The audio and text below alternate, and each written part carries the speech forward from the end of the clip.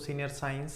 आज की इस वीडियो में हम डिस्कस करने वाले हैं जूलॉजी का वही प्रीवियस टॉपिक जिसके बारे में जैसे कि हमने इंट्रोडक्शन टू पैरासाइटोलॉजी स्टार्ट किया था, जिसके बारे में हम प्रीवियस वीडियो के अंदर डिस्कस कर चुके हैं। तो आज की इस वीडियो में उसी से रिलेटेड थोड़ा सा कॉन्सेप्ट हम आगे की तरफ बढ़ाएंगे। तो इस वीडियो के अंदर जैसा कि प्रीवियस वीडियो के अंदर हमने डिस्कस किया था introduction to parasitology and dependency of nutrition, जो न्यूट्रिशन डिपेंडेंस थी पैरासाइट की, उसके बारे में हमने थोड़ा सा डिस्कस किया था।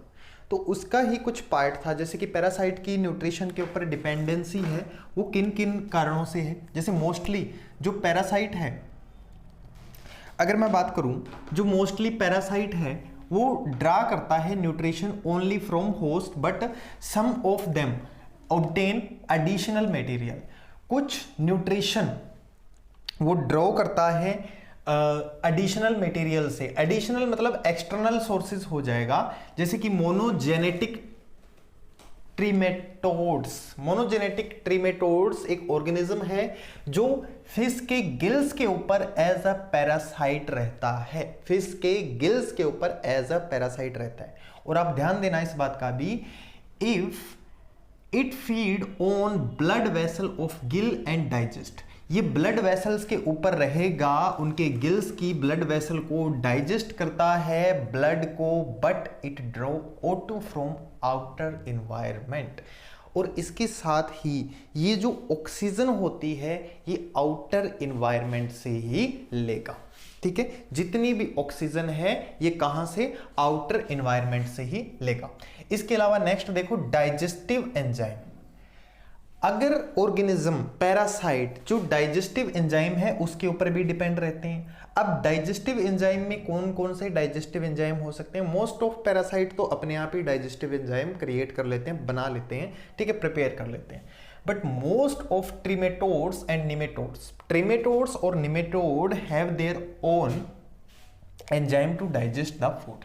कुछ के पास तो अपना खुद का एंजाइम होता है, खुद के ही डाइजेस्टिव एंजाइम इनके पास प्रेजेंट होते हैं फूड के डाइजेशन के लिए। बट टेपवर्म एक ऐसा पैरासाइट है जो डाइजेशन करेगा फूड का और किसके ऊपर, होस्ट के एंजाइम के ऊपर डिपेंड रहेगा।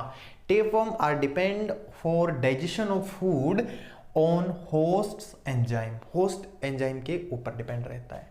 The cestodes normally absorb their already digested food. अब सिस्टोड्स टाइप के जो ऑर्गेनिज्म होते हैं वो क्या करते हैं, नॉर्मली जो डाइजेस्टेड फूड होता है या फिर फूड अलोंग विद एंजाइम या फूड एंजाइम के साथ होता है, उनको ही डाइजेशन प्रोसेस के लिए यूज करते हैं सिस्टोड्स। और पहला हमने पढ़ा टेपवर्म, दूसरा हमने पढ़ा सिस्टोड्स।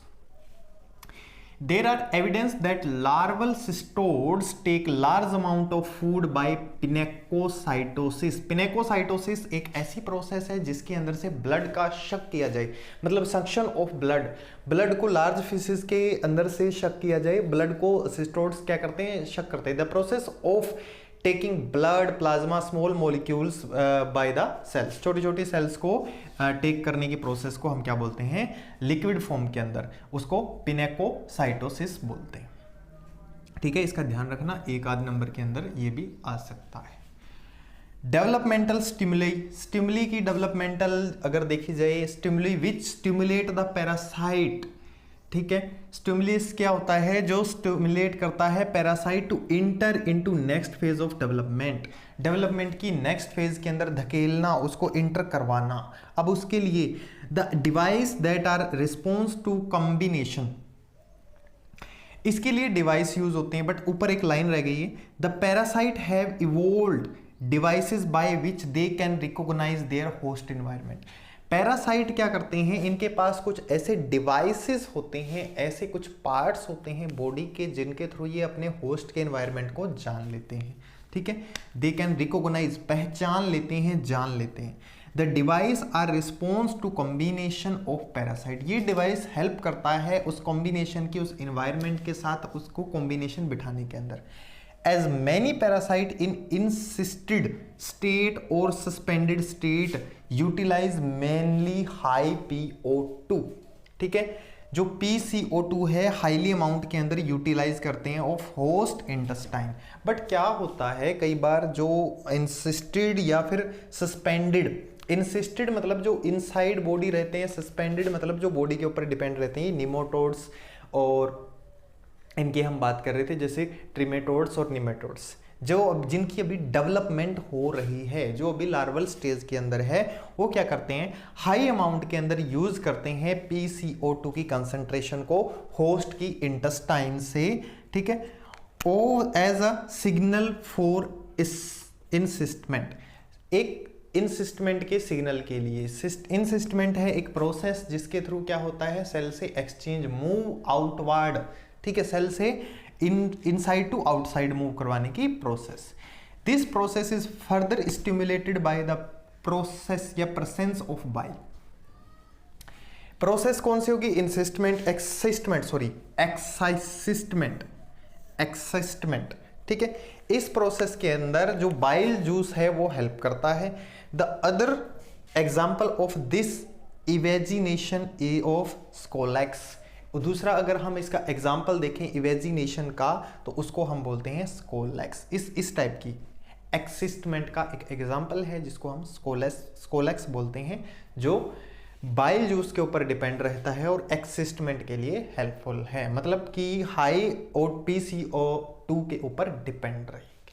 अब अगर हम बात करें तो control of maturation in parasites, parasite के अंदर जो कंट्रोल है मैच्योरेशन का, जो उनके डेवलपमेंट का, वो कैसे होता है, वो भी डिपेंड होगा पूरा का पूरा होस्ट ऑर्गेनिज्म के ऊपर। जो इनका कंट्रोल है मैच्योरेशन का या डेवलपमेंट का पूरा किसके ऊपर डिपेंड होगा, होस्ट ऑर्गेनिज्म के ऊपर डिपेंड होगा। सो यहाँ पे अगर हम देखें many parasite species are depend on host, बहुत सारी जो पैरासाइट स्पीसीज है वो सिर्फ और सिर्फ होस्ट के ऊपर ही डिपेंड रहती है, पूरी की पूरी होस्ट के ऊपर डिपेंड रहेगी फॉर कंट्रोल देयर मैच्योरेशन, कि उनकी मैच्योरेशन प्रोसेस किस तरीके से कंट्रोल की जा रही है।